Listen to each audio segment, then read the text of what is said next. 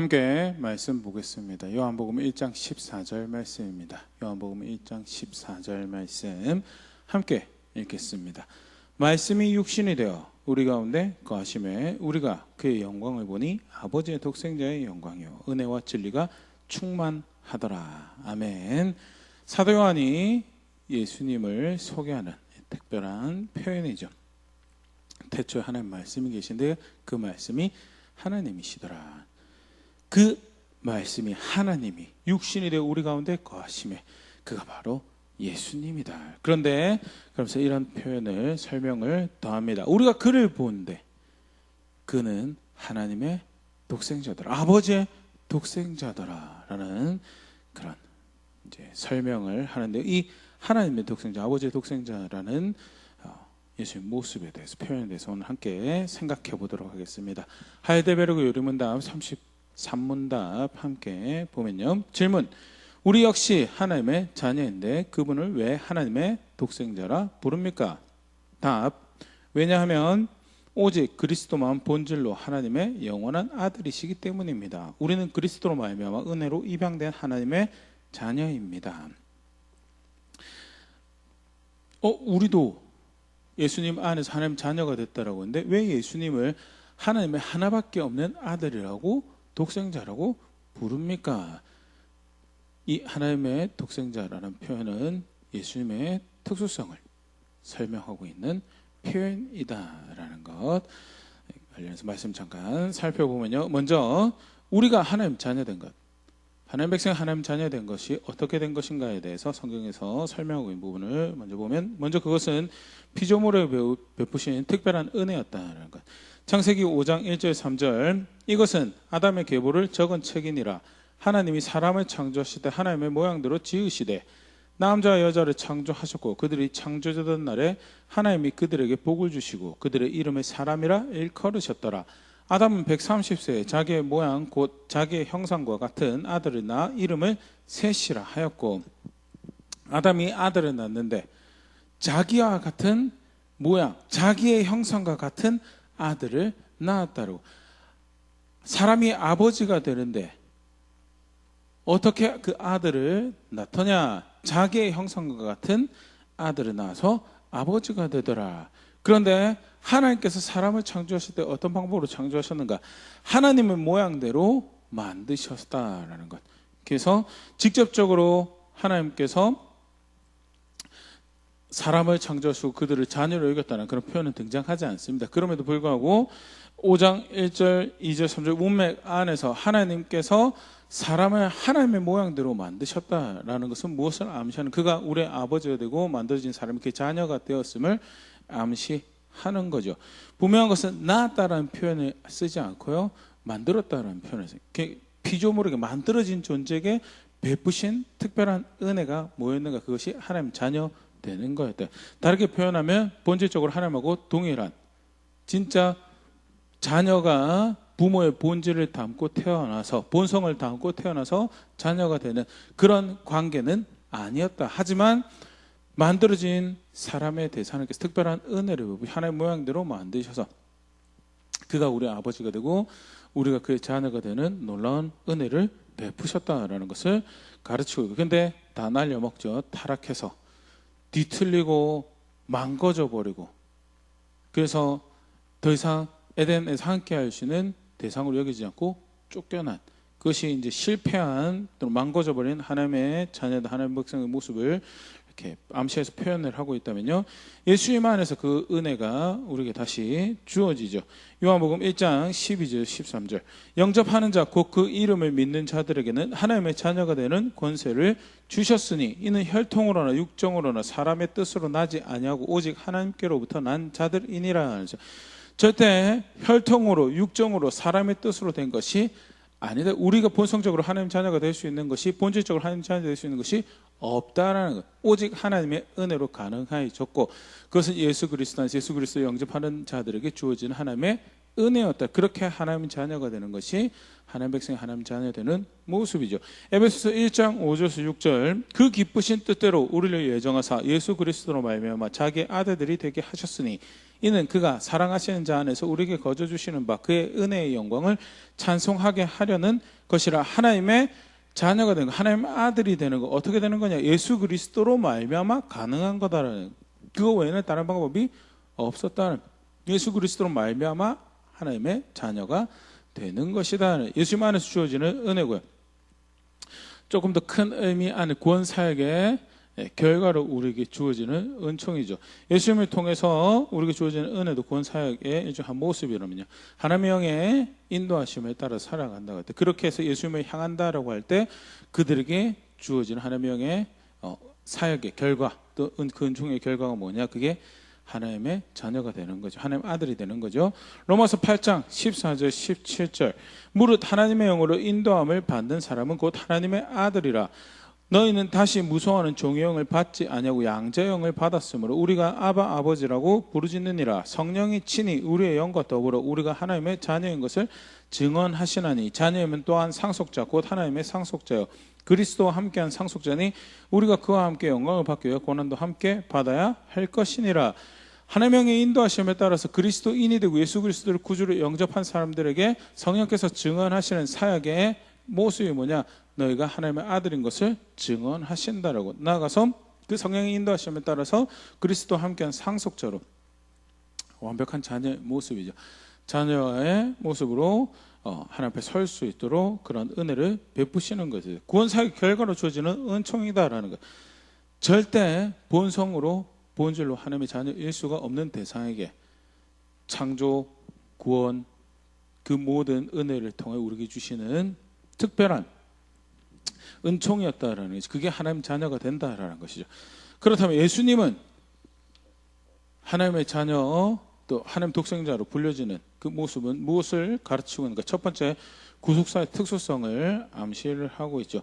요한복음 3장 16절 하나님이 세상을 이처럼 사랑하사 독생자를 주셨으니 이는 그를 믿는 자마다 멸망하지 않고 영생을 얻게 하려 하심이라. 구원하시기 위해서 베푸신 유일한 구원자, 우리의 구원을 위해서 주신 유일한 구원자 독생자를 주셨다라고. 요한복음 3장 18절 그를 믿는 자는 심판을 받지 아니하는 것이요 믿지 아니하는 자는 하나님의 독생자의 이름 믿지 아니함으로 벌써 심판을 받은 것이나. 동일하게 구속사역에서 특수한 유일한 구원자이신 하나님의 아들이라는 측면에서 이 독생자라는 표현이 사용되어지고 있고요. 가치적인 측면에서도 이야기를 하지만요, 구원사역에서 특수성을 분명히 보여주죠. 특별히 이스라엘 백성들에게 그런 이해가 있었습니다. 이사야 9장 6절에 보면 하나님께서 한 아기가 구원자로 올 것에 대해서 말씀하시는, 이는 이사야 9장 6절인데 이는 한 아기가 우리에게 낳고 한 아들을 우리에게 주신 바 되었는데 그의 어깨에는 정사를 메었고 그의 이름은 기묘자라 모사라 전능하신 하나님의 영존하신 아버지라 평강의 왕이라 할 것임이라. 구원자가 올 것인데 아들이 올 것이고 그가 우리의 구원자가 될 것이다라는 말씀을 주셨고, 그래서 예수님을 구원자로 이해할 때 예수님을 향해서 했던 고백이 뭐냐? 하나님의 아들이십니다라는 고백. 요한복음 1장 49절 나다니엘이 대답하되 라삐어 당신은 하나님의 아들이시오 당신은 이스라엘의 임금이로소이다. 나다니엘이 예수님께서 단순히 선생이 아니라 자신을 아는, 남들이 알지 못한 자신의 모습조차도 보고 계시고 알고 계시는 하나님의 아들이라는 것을 확인했을 때, 그렇게 하나님께서 보내신 분이라는 것을 확인했을 때 그에게 칭하는 칭호가 하나님의 아들이시다라는 것. 요한복음 11장 27절 이르되 주여 그러하이다 주는 그리스도시요 세상에 오시는 하나님의 아들이신 줄 내가 믿나이다라는.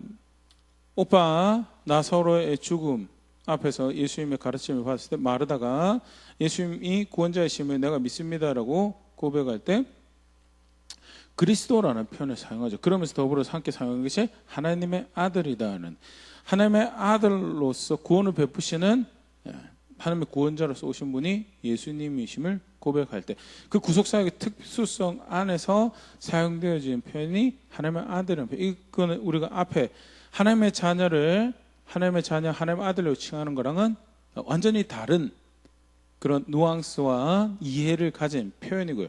똑같이 하나님의 아들이라고 불려진다고 했을 때 똑같은 그런 이 이해를 가지고 정의를 가지고 사용되어지고 있는 표현이 절대 아니다는, 독생자라는 표현은 사실은 그런 측면에서 유일하신 하나님의 구원자라는 측면으로 사용되어지고 있는 거에 대해서, 특별히 또 구원 사역의 특수성을 지칭하는 표현에서 마태복음 1장 18절, 예수 그리스도의 나심은 이러하니라, 그의 어머니 마리아가 요셉과 약혼하고 동거하기 전에 성령으로 잉태된 것이 나타났던, 예수님 존재 자체가 하나님께서 하나님 뜻을 이루고서 말씀 약속을 성취로 처녀가 잉태해서 오신 아들인 것을 확인한 측면에서 마리아를 통해서 나셨죠. 그리고 그렇게 하나님께서 구원자로 보내신 하나님 아들인 것을 확인하셨는데, 유일하게 구원을 이루기 위해서 처녀를 통해서 오신 아들, 그 유일한 아들이라는 측면에서 독생자라는 표현이 예수님에게만 오직 사용되어질 수 있는 표현이다라는 것, 그렇게 구속사적인 특수성에서, 구원사역의 특수성에서 사용되어지는 표현이다라는 것, 성경에서 그렇게 사용되어지고 있음을 우리가 하나 보일 수 있고요.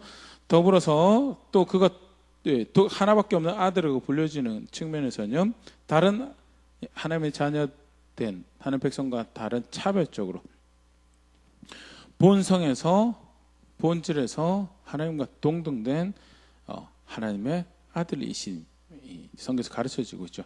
아까도 이야기 드렸지만 하나님의 백성이 하나님의 자녀가 되는 것은 본성에서, 본질에서 나는 것이 아니다는, 만들어진 존재에게 베풀어진 특별한 은혜였고, 구원이 필요한 존재에게 구원하면서 베푸신 특별한 은혜고, 구원 사역의 결과로 미쳐지는 은총이었다는. 그러나 예수님은 빌립보서 2장 6절, 그는 근본 하나님의 본체시나 하나님과 동등됨을 취할 것으로 여기지 아니하시고, 하나님과 동등된 존재로 하나님으로 여기지는 존재고, 골로새서 2장 9절, 그 안에는 신성의 모든 충만이 육체로 거하시고, 하나님의 모든 충만이, 하나님 되시면 모든 충만한 것이 육체로 거하시는 분이, 쉽게 말해서 하나님과 동등된 분이시다라는 것. 하나님과 동등된 본질을 가진, 그러나 하나님의 아들인 존재가 누구냐? 예수님이에요. 그런 측면에서 유일한 아들, 하나님의 유일한 아들이라는 표현이 사용되어지고 있다라는 것. 오늘 읽었던 요절 말씀도 사실 그걸 보여주고 있죠. 요한복음 1장 14절, 말씀이 육신이 되어 우리 가운데 거하시며 우리가 그의 영광을 보니 아버지의 독생자의 영광이요 은혜와 진리가 충만하더라. 태초부터 계셨던 하나님의 말씀, 하나님이 육신이 되어서 우리 가운데 거하신 것이 이제 예수님이죠. 근데 우리가 그 예수님을 보니까 아버지의 독생자더라는, 이 땅에 오셨을 때 그 출생에서 특별한 아들, 독생자, 그런 측면도 분명히 사용되어지고 있습니다. 그러나 그 전에 이미 우리가 그가 누구이신지 보니까 그가 아버지의 독생자로 계셨던 분이시더라라는 거가 이제 요한이 소개하고 있는 예수님의 하나님의 아들로서 예수님의 그 특수성, 독특함을 이제 표현하는 표현이고요. 그때 사용되어진 표현이 독생자는, 사실 비슷한 표현이 요한복음 1장 18절도 한 번 더 얘기되어지는데, 본래 하나님을 본 사람이 없으되 아버지 품속에 있는 독생하신 하나님이 나타내셨느니라. 아버지 품속에 있는 독생하신 하나님이다라는 것은 출생하기 전에 예수님의 모습, 이 땅에 성육신에서 오시기 전에 예수님의 모습, 예수님은 그 이전부터 하나님의 아들로 존재하시면서 하나밖에 없는 유일한 아들 존재하시면서 그렇게 하나님으로서 계셨던 분이시고, 그가 아버지와 연합하여서 품속에 계셨다는 분은 그 연합하여서 독생자로 계시던 분이 이 땅에 나타나셔서 하나님의 어떤 분이신지를 보이셨다라는 것, 요한복음 1장 18절 그렇게 가르치면서요, 영원하신 하나님의 아들, 하나님과 본질적으로 본성적으로 동등한 하나님이신 아들, 그런 표현에서 예수님 지칭한 독생자라는 표현이 사용되어지고 있다는 것.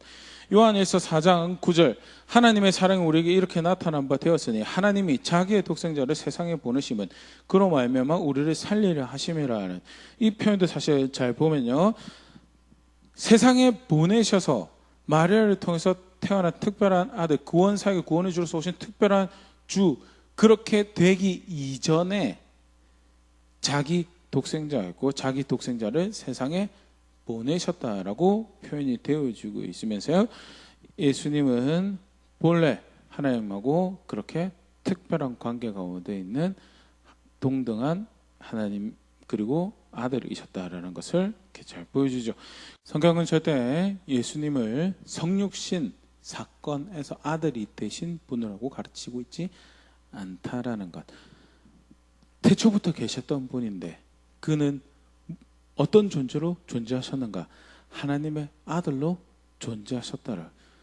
하나밖에 없는 하나님의 아들로 존재하신 분이셨고 그렇게 하나님과 동등한 본질을 가진 유일한 아들로 계셨다가 때가 참에 갈라디아 4장 4절 말씀 하나님의 그 완전한 때에 성육신 하셔서 그가 특별한 아들인 것을 천일을 통해 오심으로 확인을 하셨고 우리 구원 사역의 특성을 감당하셔서 우리 구원이 되신 독생자다라는 것. 그래서 학자들은 이 출생이라는 표현을 굉장히 표현 자체가 오해를 만들 수 있는 표현이죠. 분명히 이 땅에 오실 때는 출생이라는 표현을 사용하셨는데 예수님께서 하나님이 되시면서 동시에 하나님 아들이 되신다라는 이 특별한 특수성을 가지고 있는 상황에서 그가 출생했다는 표현을 사용할 수 있는가? 성령 하나님도 마찬가지고 그래서 출생이라는 표현보다는 발출이라고 그리고 그것은 본성의 발출보다는 이제 위격의 발출로 아들이라는 위격의 발출로 그렇게 이해를 하는데요. 분명한 것은 성경에서 그렇게 가르치고 있다라는 것. 사실 어떻게 보면 굉장히 신비죠. 우리의 논리나 우리 관찰로 이해할 수 있는 영역이 아니기 때문에 분명한 것은 성경에서 가르친 그는 동등한 본질을 가신 하나님과 동등한 본질을 가신 하나님의 아들이고 그러한 존재는 유일하다는 측면에서 독생자라는 표현이 사용되어지고 있다는 것. 더불어서 그런 동등한 본질을 가지시고 하나님의 영광을 나타내는 존재로서도 유일하신 분이시죠. 히브리서 1장 3절 이는 하나님의 영광의 광채시오 그 본체의 형상이시라 그의 능력의 말씀으로 만물을 붙드시며 죄를 정결하게 하는 일을 하시고 높은 곳에 계신 지극히 크신 이의 우편에 앉으셨느니라. 영광의 광채시오 본체의 형상이다라고 하나님의 어떠한 분이심을 나타내는 그 본질을 그 본성을 충분히 알고 그것을 나타내는 존재다라고. 어떻게 보면 사실 우리가 앞에 살펴봤지만 하나님 백성이 하나님 자녀가 된 측면에서도 하나님 형상이라는 이 표현이 등장을 했잖아요.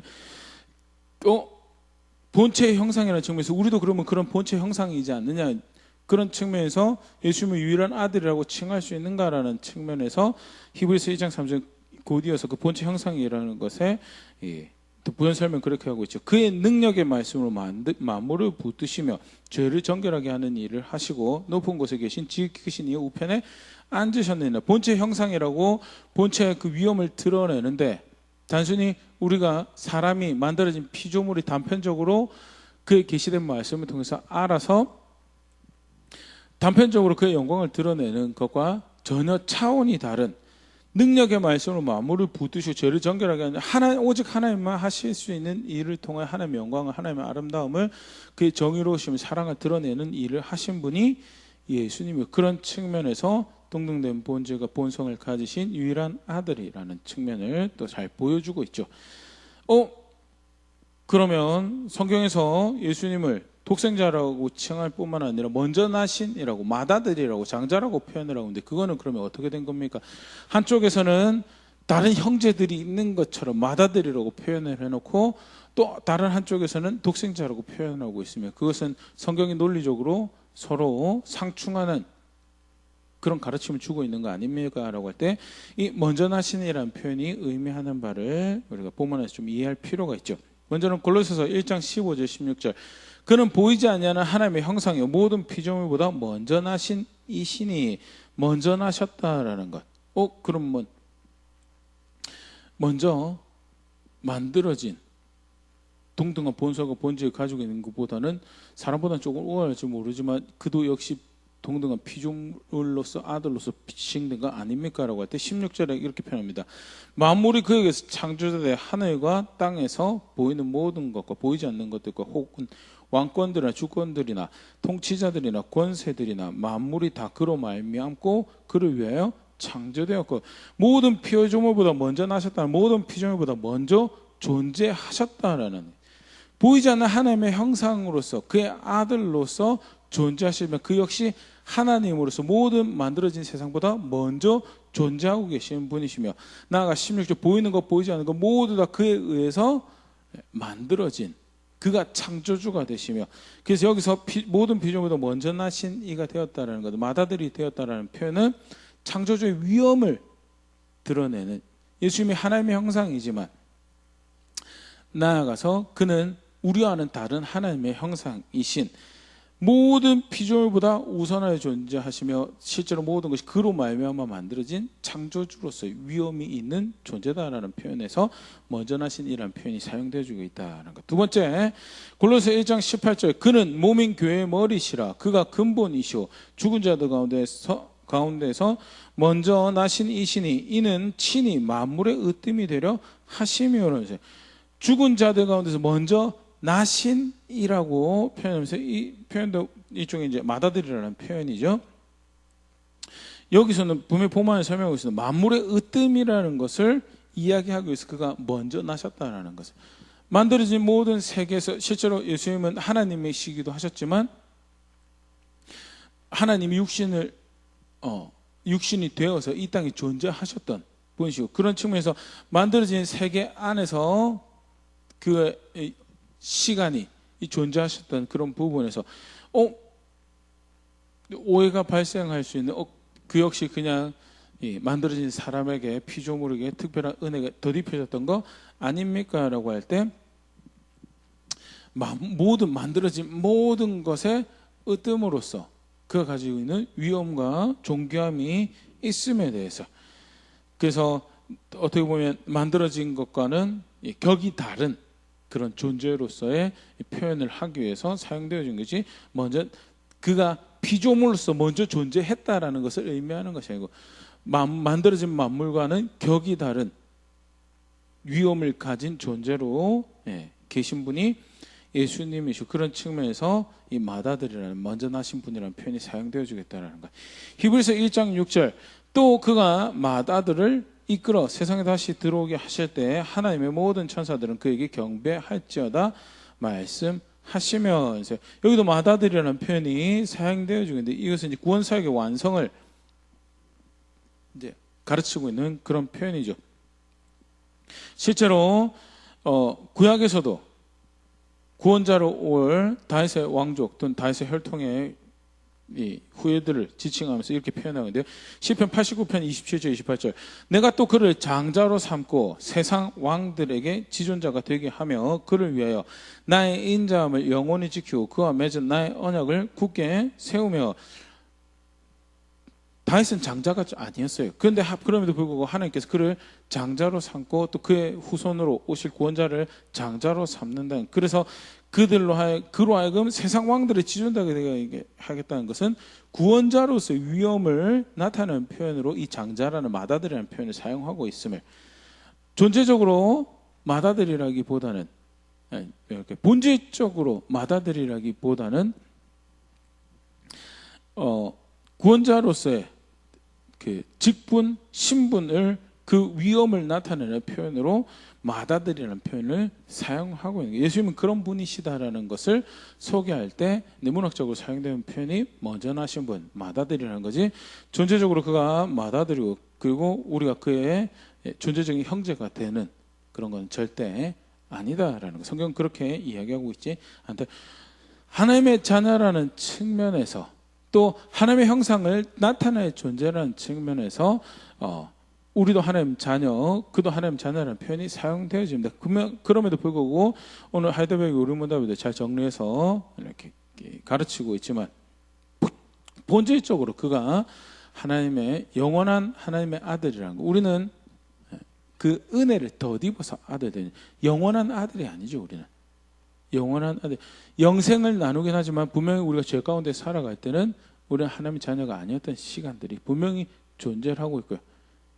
그래서 절대 우리는 하나님의 영원한 아들이라고 칭함을 받을 수 없는 존재고 예수님은 태초부터 영원부터 영원까지 하나님 아들로 계시면서 구원의 사역을 이루어가시고 하나님의 영광을 나타내시는 존재로 하나님 사역을 하셨고, 단순히 구원사과 관련해서 그 일을 하신 뿐만 아니라 창조주로서 먼저 나신 이로서 하나님의 그 뜻을 이루어가신 그런 자리에 함께 하셨던 분으로서 성경에 소개되고, 그런 측면에서 그가 하나님의 독생자라고 칭해진다라는 것. 같이 오늘 말씀 간단하게 살펴봤는데, 그러면 이것이 무엇을 의미하는가라고 할 때, 먼저는 하나님의 독생자라는 표현을 우리가 사용할 때 단순히 하나님의 하나밖에 없는 아들, 그 이상의 의미를, 신학적 의미를 담고 있다라는 것 같이 기억할 수 있으면 좋을 거예요. 그것은 그 표현을 사용할 때 모든 하나님 백성이 그 안에서 하나님의 자녀된 우리가 그를 경배의 대상으로 주로 여겨야 된다는 것을, 그 가운데 독생자라는 표현 가운데 그가 성취하신 구원 사역의 모든 모습들, 유일한 구원자로서 오셔서 약속이 있는 유일한 구원자로서 그가 행하셨던 그 모든 사역들, 그 베푸신 은혜들을 감격할 수밖에 없는 이 표현이 하나님 독생자가 된다라는 그런 표현이고요. 더불어서 하나님하고 동등한 본성을, 본질을 가지신 하나님의 아들로서 우리 경배의 대상이 되시는 분이시다라는 것도 우리가 기억해야 될 모습이에요. 더불어서 그렇게 하나님의 독생자라는 분을 통해 우리의 구원을 이루신 하나님의 사랑을 기억할 수밖에 없도록 만드는 표현이 이 하나님의 독생자라는 표현이다. 빌립보서 2장 9절 11절, 이러므로 하나님이 그를 지극히 높여 모든 이름 위에 뛰어난 이름을 주사 하늘에 있는 자들과 땅에 있는 자들과 땅 아래에 있는 자들로 모든 무릎을 예수의 이름에 꿇게 하시고 모든 입으로 예수 그리스도를 주라 시인하여 하나님 아버지께 영광을 돌리게 하셨느니라. 간혹 그가 맏아들이라는 표현, 장자라는 표현, 또 우리가 하나님의 자녀라는 표현들을 자기가 조합하고 싶은 대로 조합하는 거예요. 문맥에서 가르치고 성경에서 하나님께서 그렇게 말씀을 주시며 가르치고 있던 의도를 전혀 무시한 채 그 단어만 발췌해가지고 예수님이 하나님의 맏아들이 되고 그럼 나머지 아들들은 우리는 그와 형제된 은혜로 펠로십을 가지는 존재가 되었죠. 분명하게 펠로십을 가진 존재였는데 그가 큰형님이고 우리가 나머지 동생들을 그렇게 여길 대상으로 취급하면요, 그거는 사실 신성모독에 해당하는 그런 범죄라 생각되어지고 마음대로 신학을 만들어내게 되는 그런 경우죠. 절대 그렇게 사용하라고 주신 표현이 아니다라는 것 같이 기억할 수 있으면 좋을 거고요. 그는 높임을 받으셔야 될 주가 되시고, 그는 예배의 대상이 되시고, 구원을 베푸시는 우리의 간구와 기도의 대상이 되시는 하나님이시다라는 것. 또한 그 안에서 우리에게 베푸신 놀라운 구원의 은혜가, 사랑이 있다라는 것이 그게 하나님의 독생자 예수님이다라는 표현이 우리에게 가르치고 있는 부분이죠. 간단하게 말씀 함께 살펴봤는데요. 혹여 오해가 있었던 부분들이라든지, 사실 이제 하나님 독생자가 된다라는, 하나님 독생자라는 표현이 분명히 성경 안에서 가르치고 있는 그 누앙스나 의미가, 정의가 있는데, 이제 그것과 상관없이 독생자면 하나님은 위대하신 분이 그보다 격이 떨어지는 아들이라는 표현 아닌가? 위대한 존재이긴 하지만 독생자이기 때문에 하나님보다 격이 떨어진 존재가 아닌가 등등 해서 다양한 성경적이지 않은 해석들을 더해왔던 것이 이제 지난 2000년 기독교 역사 속에 보일 수 있는 건 절대 그렇지 않다는 것. 오히려 구원사역의 특수성을 보여주시며 더불어서 하나님 영광을 나타낼 특별한 존재로, 창조주로서의 위엄을 가지시고 구원자로서의 존엄을 가지신 존재로 표현되어지고 있는 것이 그가 독생자다라고 일컬어지는 모습인 것에 대해서 마땅히 그가 받으셔야 될 찬양과 찬사가 드려지며 그를 주로 안다라는 것이 얼마나 감격스러운 일인가 다시 한번 상기할 수 있으면 좋을 것 같고요. 그러기에 그가 받으셔야 될 합당한 고백을 걸음걸음 만들어가겠노라. 또 그렇게 수고하며 다름질하며 자라가는 우리가 될 수 있으면 좋을 것 같습니다.